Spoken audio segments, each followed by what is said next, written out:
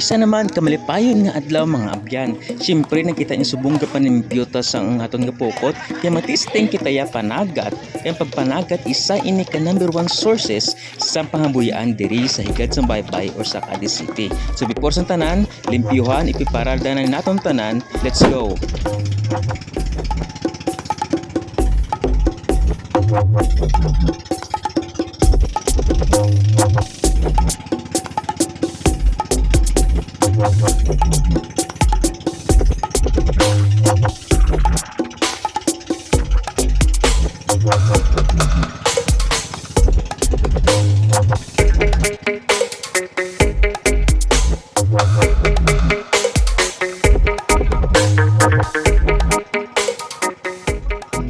Siyempre, mag-ariya sa pukot no hulat danay isang down time o ang serum. Before that, naghapit kami danay sa isa ka mataho mga takot dito sa Cadiz. I don't know what to call that in English, but it is an islet that submerged during high tide.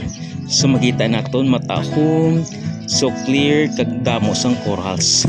Let's go dive in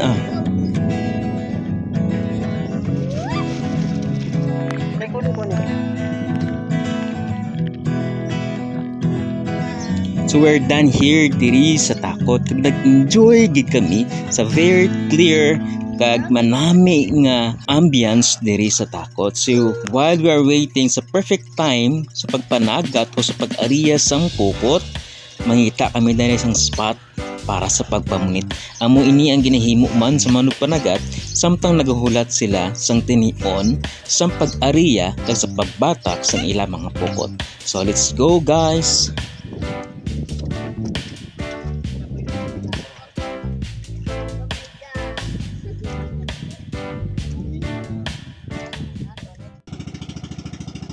So this is the moment of truth.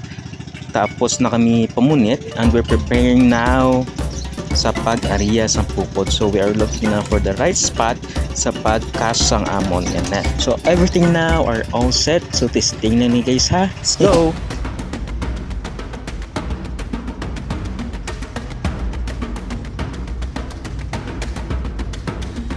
So first thing and foremost, before i-ariya or i-cast ang ating net, dapat una gid permi ang bandera or tinatawag nga flag, because this will mark the location of our net, and also it will serve as the floating device, and also the pamato or the sinking device that will make the beginning of the net sink aligned with the flag above. And this is the actual casting of our nets. You know, the nets composed of tiny strands of nylon strings tied together to make this net, and also in every segment sang ginatawag tang net, it has pataw or floating device, and below may aratatinga or sinking device which makes the net stretch below the water and to catch some fishes. Let's see how it works. In some instances, hindi ganyan ma-perfect ang pag-ariya sa pukot. Nakita nyo da, nagumo na. Practice nga ni. Pero kay upod namon si Tatay Tutok, who is the very master sa natawag kapag panagat kag ang kapagsik ni Tito the Boy. Nasolve tayo ng gumo na.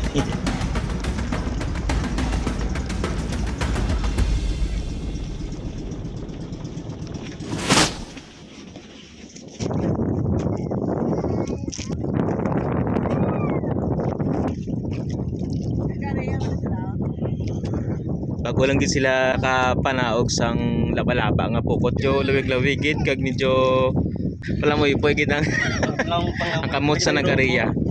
So ang pagpanagat gali no, hindi gali sila nga basta-basta lang, may ara gali dapat pagpahanunot. So this is the most exciting part sa ginatawag nga pagpanagat, kay diri nimo makita ang fruits sang imo nga labor halin sa pag-prepare sang pukot, pag-ariya sa pag-cast sang net, and here comes the moment nga patakon mo ng imo nga pukot. It's not easy, but yet it is so rewarding nga kung may makita ka bala nga isda nga nakuha sa imo nga pukot, no? At the same time, medyo kapoy pero it is so enjoyable. Take note mga abyan, this is not the full cycle sang pagpanagat gidya because short time na nga pagpanagat amo ni sa ang ginatawag nga pagpahulad wherein in a short period of time kag diri lang kami sa lapit, no? Wala kami nagpalayo. Kung full cycle gini sa pagpanagat, nagkadto gini sila sa mga malagyot, mga lugar, sa mga perfect nga mga spot wherein damo tayo sang isda, damo tayo sang mga makuha.